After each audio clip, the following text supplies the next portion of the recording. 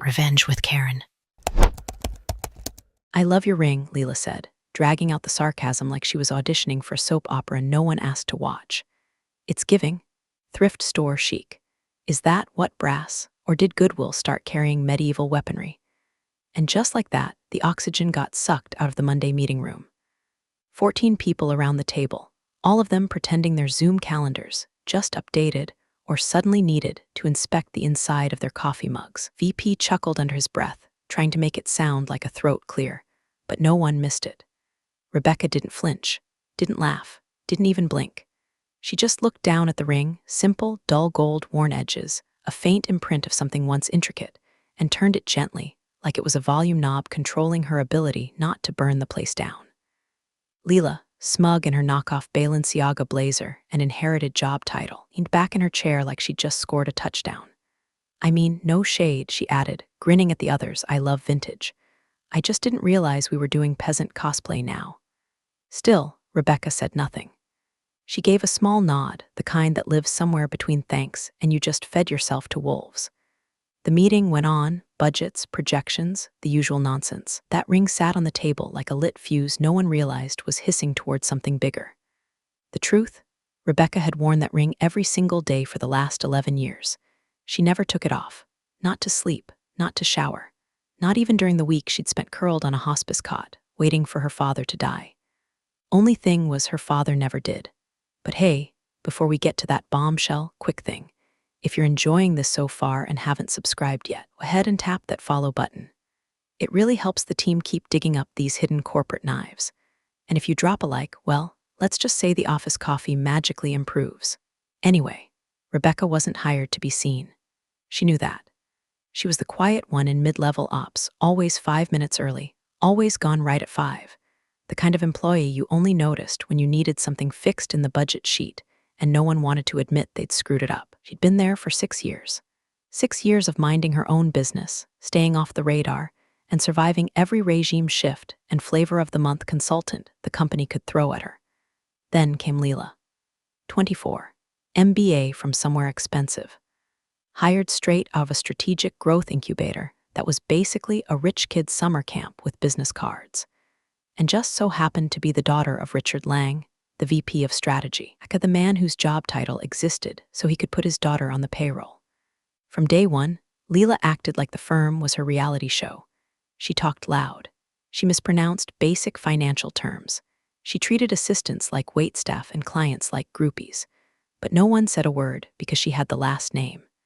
Rebecca clocked it all in silence. She noticed the way the board smiled tighter whenever Leela walked into a room. The way her ideas sounded suspiciously like Slack threads from 3 weeks ago. The way she misread an entire portfolio deck and accidentally triggered a soft pull on a dormant client account worth $22 million and somehow still blamed the analyst for not flagging it with emojis. The kicker, no consequences, just more eye rolls and more expensive shoes. But none of that really got under Rebecca's skin. Not yet. What did? The ring comment. Not because it was cruel, Rebecca had heard worse. But because that ring wasn't just old. It wasn't even technically hers. It was a message, a mark. And if Leela knew anything about where it came from, she'd be apologizing with her resume stapled to a bouquet. Rebecca didn't wear heirlooms for attention. She wore them as a reminder, a promise to someone who never liked cameras. Someone who once said, the minute they see you, they'll try to own you. Stay invisible until you don't. She looked at her watch. Elias Rourke, the firm's biggest, oldest, richest client, was due in 2 hours, and he would recognize the ring. Rebecca sat with her hands folded, the old gold ring catching just enough light to flicker when she moved her thumb. It wasn't flashy, hell, it looked like something you'd fish out of a dusty box at a garage sale between mismatched salt shakers and VHS tapes of Matlock. But it had weight, not just physical, it meant something. Leela didn't see weight, she saw a chance to peacock. So Leela said, teeth bared in a white wine grin, you really don't do jewelry, huh? She was late to the strategy meeting. Again, half a Starbucks frap in one hand, her company-issued iPad in the other, clutched like it contained state secrets instead of a Pinterest vision board of business synergy. Rebecca didn't answer. Just sipped her black coffee, as always. Leela took that silence as an opening. She tossed her jacket on a spare chair and dropped into the seat next to Rebecca, on purpose, of course, and turned the full wattage of her performative concern on her. "I mean, that ring," Leela continued, waving her straw toward Rebecca's hand like it had personally offended her. "Where did you find that? A Renaissance fair? Some witchy Etsy shop run by a cat lady in Ohio?" A few low chuckles echoed around the table, and Turn snorted into his scone. Rebecca glanced at the screen where the Q4 roadmap was projected. Everyone was pretending to scroll or check notes, but their eyes flicked up, just long enough to see if she'd bite. She didn't, she never did. "It's unique," Leela added, faking backpedal with the grace of a toddler on ice. "Definitely a vibe, like a Dungeons and Dragons meets estate sale kinda thing. Love that for you." Rebecca gave a soft nod, no smile. No comeback, just that infuriating, inscrutable calm. The VP, Richard Lang, Leela's proud papa, cleared his throat like he was about to say something managerial. Maybe pivot back to strategy, maybe fake scold his daughter for being playful. But instead, he just chuckled. "Let's stay focused, team. Q4 waits for no one, not even the fashion police." More laughter, louder this time. Leela beamed. Rebecca shifted in her chair, barely. A subtle movement, like someone checking for draft. But the tension in the room thickened, not just because of the insult, but because everyone felt something shift. They didn't know what it was, but it wasn't nothing. Beneath the silence, under the hum of recycled air and fluorescent lights, something had just clicked into place.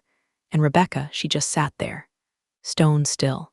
There was a way people looked when they were embarrassed, fidgety, defensive, awkward. Rebecca looked like someone who'd memorized the exact number of ceiling tiles in the building and could tell you which one would fall first in an earthquake.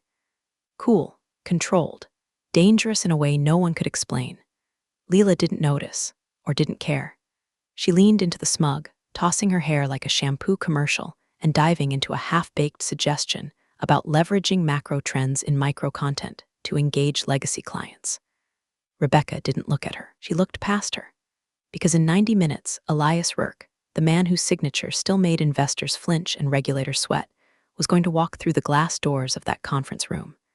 And when he did, the joke about her ring wasn't going to be funny anymore. It was going to be prophecy. She checked her email. No reply yet from the encrypted account she'd pinged at 6:37 a.m. sharp. The one that only responded with coordinates and silence. Ring on her finger pulsed against her skin, not with magic, not with anything mystical, but with memory, with intent. She didn't wear it to accessorize. She wore it because her father once said, when the sharks forget who fed them, show teeth, but only once. Rebecca was quiet, but she never forgot. The scent of money arrived before Elias Rourke did. Not the crisp, fresh bill kind, but old wealth, leather briefcases, aged scotch, silent jets that land without flight plans. The kind of money that doesn't walk into a building, it inspects it. It was 3:02 p.m. when the elevator dinged. Rebecca was walking back from the server room.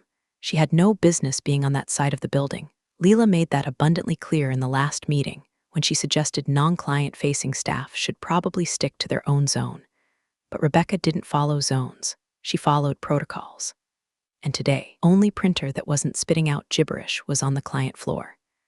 As she stepped off the carpeted hallway and into the gleaming marble of the executive corridor, she heard the sudden hush that always followed Rourke. Two assistants peeled off and vanished like smoke. The receptionist actually stood when she saw him, something she'd never done for Lang or even the founder himself. Elias Rourke didn't need introductions. He was one, tall in the way old athletes are, broad shoulders, stiff gait, hands like they were built to sign treaties, not contracts. He wore a charcoal suit that whispered handmade and a black overcoat folded over one arm like it had never touched rain. Rebecca didn't slow down. She kept walking. It was a quiet pass, 6 steps of mutual proximity. She held a manila folder in one hand, her coffee in the other, neutral expression. Just another shadow in the building. But then it happened. Step 4. Rourke stopped. Just stopped, mid-stride, dead halt, like a statue caught off balance. His eyes dropped to her hand, to the ring. The air pressure shifted. He stared, not blinking, not breathing. His mouth parted slightly as if a word got stuck in his throat before it could form. Rebecca paused, only briefly, enough to glance up and meet his gaze. His pupils flicked from the ring to her face, searching, calculating, remembering. And then his voice came, low and sharp, like metal dragged over stone. "Where did you get that?" Rebecca didn't answer. Not yet. She tilted her head just a degree. "Excuse me?" Rourke took a step forward. His hand moved slightly as if he was reaching out but didn't. "The ring," he said, "that seal. She glanced at it like she had to remind herself it was there. "This," she asked. "My father gave it to me." And that was all she said. The words sank into the hallway like ink in water. Rourke stared at her face. Back to the ring. His entire frame tightened. You could see it, the memory flooding back, the numbers, the ledger, the name. Rebecca gave a courteous nod and kept walking. Behind her, she heard nothing, not even breath, but she knew that for the first time in 2 decades, someone had seen that ring and understood what it meant. She rounded the corner, heart steady. 2 floors below, the conference room was already being prepped. The founder's assistant was placing his favorite pens, black Mont Blancs, tip-checked, and the VP was rehearsing his pitch in the glass reflection. Leela, no doubt, was applying lip gloss and practicing her "I totally get macroeconomics" smile. None of them had any idea, but they would, because Rebecca's ring didn't just come from a father. It came from a shadow fund that once owned 1/3 of Wall Street, then vanished without a trace. Came from a man who disappeared right before the crash and took $20 billion in undisclosed assets with him. And if Rourke recognized that seal, then the meeting wouldn't be about quarterly growth anymore. It would be about debt. Old, blood-soaked, and very much unpaid. The presentation had all the charm of a hostage video. The lights were dimmed, the air conditioner wheezing like it had asthma, and Richard Lang stood at the head of the table, gesturing at a slide deck so bloated with buzzwords, it looked like someone fed ChatGPT a Red Bull and told it to disrupt synergies at scale. Rebecca sat in her usual spot, off to the side, second row, clipboard resting in her lap more as armor than utility. She wasn't technically required to be there, but the founder had asked for someone who knows the operations inside and out, and for reasons no one could quite articulate, that had meant her. Leela was seated near the front, one leg crossed high like she was trying to show off a shoe brand she couldn't pronounce. She kept glancing at her phone, probably swiping through filters for the selfie she'd taken in the hallway mirror 5 minutes earlier. At the far end of the table, Elias Rourke sat like a shadow in velvet, hands clasped, eyes alert. He hadn't said a word since the meeting started. Lang was mid-pitch, something about agile restructuring of capital flow to better reflect dynamic market patterns when it happened. Rourke lifted one finger. Just one. The silence dropped like a curtain. Lang froze, mouth open, halfway through a sentence he probably didn't understand. Rourke didn't look at him. He looked across the room. At her. The room tracked his gaze like a slow pan in a horror movie. And then the billionaire stood. He walked, calm, quiet, deliberate, straight to Rebecca's chair. People shifted in their seats like school kids watching a teacher approach someone with a secret note. Rebecca met his eyes. No smile, no question. Just that same stillness she always carried, like a pond that knew how to drown men. He leaned down. His voice was low enough to make the back row lean in without realizing it. "Where did you get that ring?" A few clicks of nervous fingernails on plastic chairs. Rebecca looked up, steady. "My father gave it to me." She paused, just long enough before he disappeared. Rourke blinked. She added one more thing, softly. His name was Haverson, Edmund Haverson. The reaction was chemical. Elias Rourke paled, not white, gray, the kind of gray that sinks into bone. He took one step back, jaw clenched. His eyes dropped again to the ring. Lang sputtered. "Is everything all right, Mr. Rourke?" Rourke didn't answer. He turned abruptly and faced the room. "I'm ending this meeting." Lang blinked. I'm sorry." Rourke's voice hardened. "This pitch is over. Whatever deal you thought was happening, it's not." He walked toward the door. "Mr. Rourke, please," Lang called, panic slicing through his voice. "If there's been some misunderstanding, we're happy to." Elias turned back. "There has been a misunderstanding," he said, locking eyes with Lang. "One you'll regret." Then to Rebecca with a faint nod, "We'll speak soon." And he was gone, just like that. No explanation.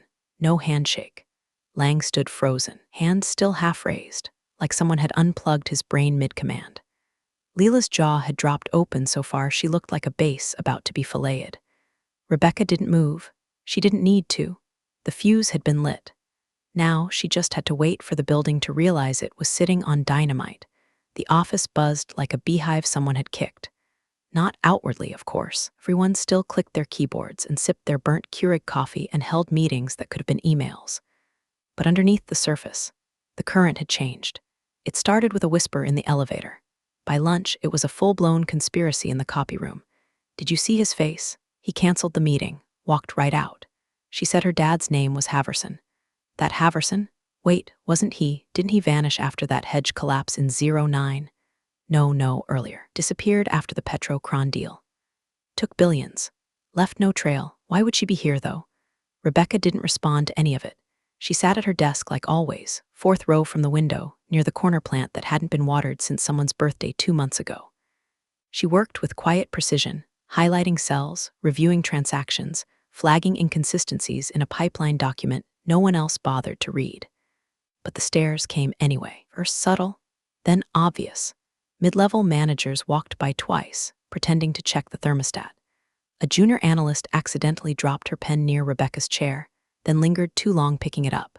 Even Trina from HR hovered nearby under the guise of needing printer paper, which was odd considering her department went fully digital 3 months ago. Leela didn't get it at first.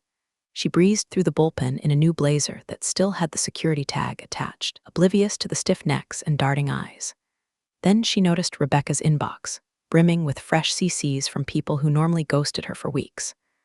Or the way the board chair's assistant, who usually treated everyone below VP level like furniture, stopped by Rebecca's desk with a neutral smile and said, "If you need anything at all, just let us know." That's when Leela's confusion turned sour. Leaned against her father's glass office door later that afternoon, arms folded. "Dad, I don't get it. Why is everyone acting like she's a Kardashian?" Lang didn't answer right away. He was sweating.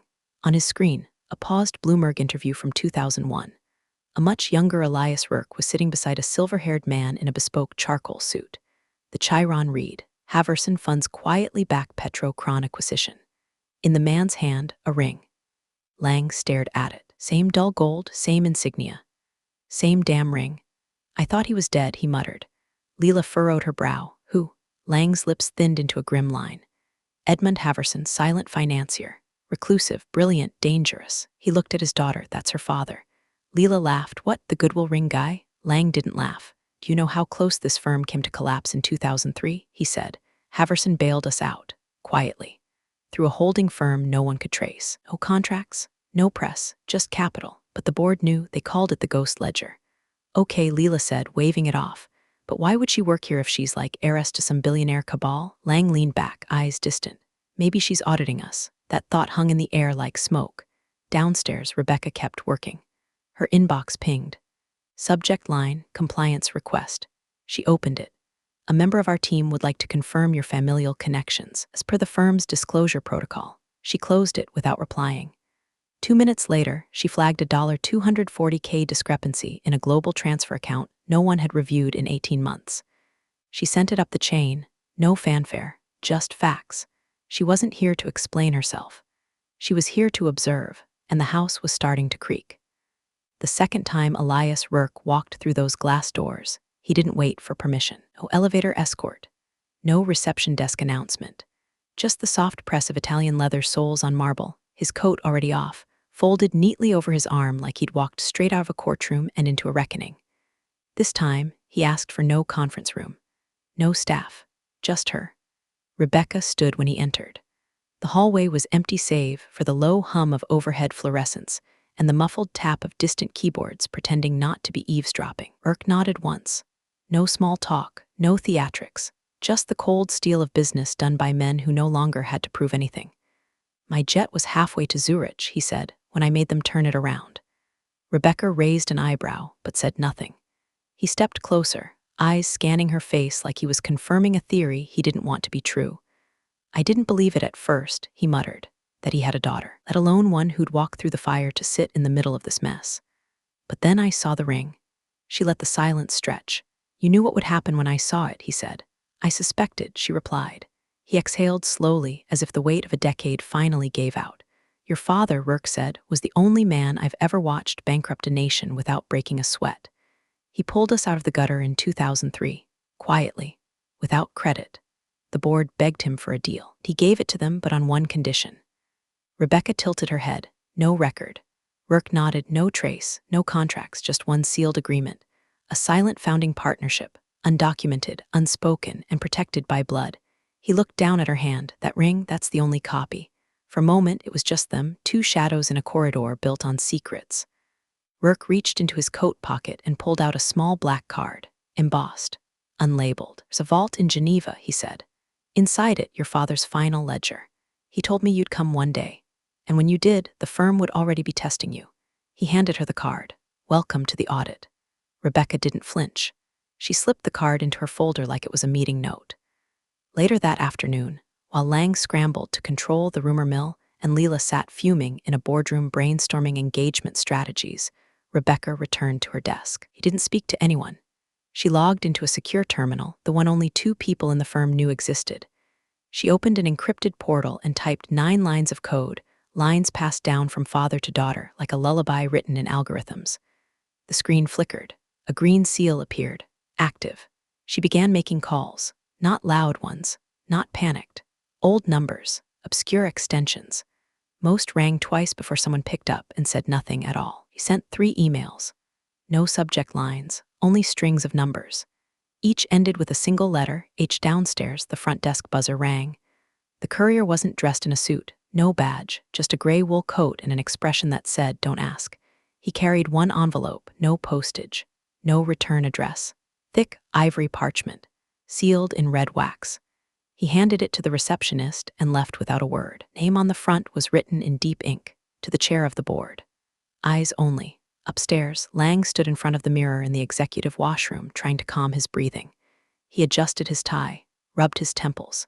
He still thought he had time. Still believed this was just a PR hiccup, a rogue intern with a rich daddy. He didn't know the seal had already been broken. Didn't know that somewhere inside the vault, beneath layers of encryption and non-disclosure fog, there existed a document, signed by every founding partner, co-signed by Edmund Haverson, with 1 clause written in plain language: if ever the firm forgets where it came from, remind them. Rebecca watched the delivery alert ping her screen. She didn't smile. She didn't need to. Richard Lang's voice boomed louder than the Monday crowd at a failing steakhouse happy hour. "I don't care what kind of soap opera this is turning into," he barked across the floor, red-faced and sweating through his collar. She undermined the meeting. Rourke walked. The client walked. That's insubordination. Hell, it's sabotage. Rebecca stood in front of his desk, arms relaxed at her sides, like a patient watching a doctor misdiagnose his own tumor. "She didn't say a damn word in the meeting," said Jenna from compliance quietly, seated along the glass wall, arms crossed. Lang ignored her. "She's been disruptive," he snapped, jabbing a finger toward Rebecca. "She's had access to files she shouldn't. She's made unauthorized calls. She's refused to respond to compliance protocols. I flagged a $240,000 internal discrepancy 2 days ago." Rebecca interrupted, voice flat. "You approved it." He faltered. "That's beside the point." "Which point?" she asked, still calm. "The money, the silence, or the part where I exist outside your little sandbox?" Lang pointed to HR as if they were a security team. "Suspend her, effective immediately." "Take her badge, her credentials." That's when the knock came. 3 sharp raps on the office glass. Everyone turned. Standing there, Karen from legal, Alan from internal compliance, and 2 board members Rebecca had only seen in passing, the kind who lived in quarterly shadows and made decisions in 6-figure increments. Between them stood Chairwoman Delgado. Silver hair, ice-cold presence. A woman with a voice like fine glass, beautiful, brittle, dangerous to mishandle. Alan opened the door. "Mr. Lang," he said smoothly, "we need a moment of your time." "I'm in the middle of something," Lang snapped, gesturing at Rebecca like she was a paper jam. "You're in the middle of a formal breach," Delgado said, stepping forward, "which concerns all of us." She handed him the envelope. Lang stared at it, confused. Thick parchment, red wax seal, embossed insignia that hadn't been seen since the firm's founding. His fingers trembled. Broke the seal. He pulled out 4 sheets of paper, aged but pristine, typewritten. The final page had 6 signatures.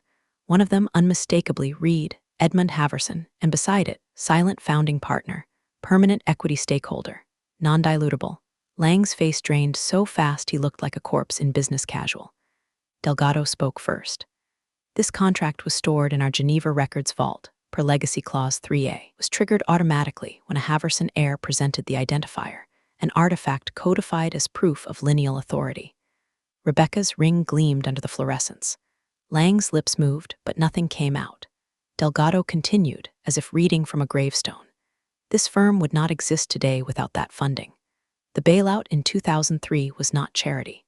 It was a buy-in, one we buried too quickly and forgot too easily." Karen from legal added, "The clause also stipulates an observational period. Should a Haverson heir return, their presence is not subject to executive oversight." Any attempt to block, demote, or terminate said heir voids the firm's founding agreement. Lang staggered back like he'd been shot. Who let her in? He croaked. Delgado turned. You did, when you let entitlement replace merit. Across the glass, Leela watched the scene unfold from her corner cubicle, mascara starting to run. One intern whispered, "Oh my God, she's that family." Rebecca said nothing. She didn't gloat, didn't flinch, didn't so much as blink as Lang collapsed into his chair, mouth slack, contract still trembling in his hand. Delgado turned back to Rebecca. "Would you like to address the board?" Rebecca simply shook her head. "Not yet." Outside, phones rang, emails fired, rumors calcified into gospel. And Leela, for once, didn't say a single word, just sat there, staring at Rebecca's ring like it was ticking. The founder's office hadn't changed in 20 years. Same mahogany walls, same brass lamp with the crooked shade, same photo of the original partners in black and white, all smiles and cufflinks before the money really hardened them. Rebecca stood in front of the desk. Across from her sat Malcolm Brandt, the man whose name was still on the building, even if the board had done their best to turn him into a figurehead. His hands were folded over a leather blotter, his mouth set in a line that could mean regret or rage. "Haverson," he said finally. "I never thought I'd hear that name again." Rebecca's voice was level. "Then you weren't listening." Brandt let out a sigh that seemed to rattle from his bones. "You're his daughter?" She nodded. "You look like him," he said, staring. Same stare, same silence. He tapped a finger on the desk, slow and rhythmic, like he was counting sins. "Always wondered what happened after 2003. He bailed us out and vanished. No trail, just gone." "He didn't vanish," Rebecca said. He stepped back. Brandt tilted his head. He watched, she continued, for 2 decades. Watched how the firm used the capital. Watched who took credit. Watched who got lazy. Her tone never rose, but each word landed with the precision of a scalpel. He knew the day would come when the firm forgot who built its foundation. The wrong people started inheriting what the right ones earned. Brandt leaned back. "So you came to punish us?" "No," she said. "He asked me to observe." She took a folded piece of paper from her bag, unfolded it, laid it on the desk. "I started here 6 years ago under a different name. Entry level, no fanfare, no notice. I watched your processes, your culture, your people." She looked him dead in the eye, "And how you treat those with no name." Brandt swallowed. "Lang," she said, "failed immediately. Nepotism, ego, gross incompetence passed off his vision. He weaponized his daughter's entitlement like it was currency." Brandt closed his eyes for a second. "You're not wrong." Rebecca didn't smile. "I never expected kindness or even recognition. But I did expect competence. I expected integrity. You gave me neither." Brandt opened his desk drawer and pulled out a letter. "This came in this morning," he said. "Rourke's fund just pulled their accounts. 9 billion gone by noon." He placed the letter beside hers. Compliance found 10 separate breaches under Lang's signature, half of them tied to Leela's access credentials. Rebecca waited, silent. Brandt looked down at the paper again. Then he picked up the phone. "Get Richard Lang in here and call security." 5 minutes later, Lang stormed in, red and sputtering. "What the hell is this about now? I already addressed the board." Brandt cut him off with a wave. "You're done," he said flatly. Lang stopped cold. "What? You're fired, Richard. Effective immediately. You can't, I can. I founded this firm, and I have the votes. You manipulated accounts, empowered your daughter to breach compliance, and tried to suspend the one person who actually knew what she was doing." Lang's face drained. 2 security guards stepped in behind him. "Escort him out," Brandt said. "No stops. No speeches." Lang turned to Rebecca, eyes wild. You did this." She met his gaze. "No, Richard, you did." Leela appeared moments later, halfway through a fake cry that collapsed the second she saw the guards. "No, wait, Dad. You said I was untouchable." She sobbed, mascara streaking. "You said they couldn't fire me." Brandt nodded at the guards. "Escort her too." "I didn't do anything," she shrieked, grabbing at the wall. "It was just a joke." "I didn't know, but the guards already had her." As the door shut behind them, the office went still. Brandt exhaled. Rebecca turned to leave. "Rebecca," he said. She paused. He looked at her with something between apology and awe. "Was this always the plan?" "No," she said softly. "The plan was to see if you deserved the legacy you inherited." She looked down at the framed photo on the wall, 5 young men, full of hope and hunger. One of them was her father. "You failed." And then she walked out. They offered her the seat. The boardroom smelled of too much cologne and not enough shame. And executives, all suddenly reverent, as if they hadn't spent years stepping over people like her to protect their bonus structures and backdoor deals. "Miss Haverson," Delgado began, using the name now like it had always been etched in gold, We would be honored if you'd accept a permanent position on the board. Full voting rights, oversight of strategy. Whatever you need, we want you here. Rebecca looked around the table. The founder sat at the head, hands steepled, face carved from regret. The same man who once watched Lang laugh off an intern's ideas now sat silent while the intern's daughter rewrote the firm's fate. She didn't answer right away. Instead, she reached into her satchel and pulled out a small black velvet box. No logo, no clasp, just a plain matte cube. She opened it, removed the ring, and set it inside like she was closing a chapter in a book she never meant to write. "You want me on the board," she said. Elgato nodded. "Yes." Rebecca closed the box. "No." A beat of stunned silence. "No?" Someone repeated. She slid the box across the table. It landed in front of the founder with a soft thud. "I didn't come here to collect power," she said. "I came to collect truth." She stood slowly, calm, graceful, like the ending of a storm, not the start of one. "This place forgot what respect looks like," she said, eyes sweeping across the table. "I just reminded you." She turned to go. The founder said. She paused in the doorway. "You're just leaving?" "I did what I came to do." A pause. "Then what happens now?" he asked, voice barely above a whisper. Rebecca looked over her shoulder. "Don't worry," she said. "I won't shut it down." A half smile. Yet, and then she walked out. No fanfare, no applause. Just the sound of her heels clicking against the polished floor like a countdown. Downstairs, phones began to ring. Urgent, repeated. The CFO's assistant stood up. "Sir, there's a withdrawal from the Rourke account." "No, not a withdrawal. A relocation. How much?" Someone asked. "All of it." The room erupted in motion, calls, spreadsheets, scrambling. But the founder just sat there. Staring at the ring box, he opened it. Inside, the old gold gleamed under the recessed lighting, dull and heavy with meaning. He leaned back, staring at the ceiling like it could answer questions the gods had stopped taking. "She wasn't the heir," he whispered. The room froze. She was the audit. And by the time they understood what that meant, Rebecca Haverson was already gone. Big thanks, you legends of the old office days. Subscribe to keep the switch-flicking chaos alive. Your ex-boss is shaking in their loafers.